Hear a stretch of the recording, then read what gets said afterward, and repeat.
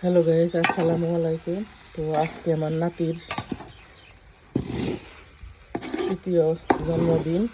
তো সবাই দোয়া করবেন। আলহামদুলিল্লাহ, আল্লাহর রহমতে আমরা ভালো আছি।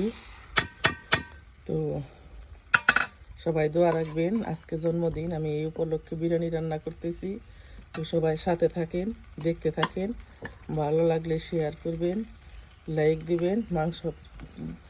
বিরিয়ানি চাউল কষানো হয়ে গেছে, এখন আমি মাংসগুলো আস্তে আস্তে দিয়ে দিতেছি।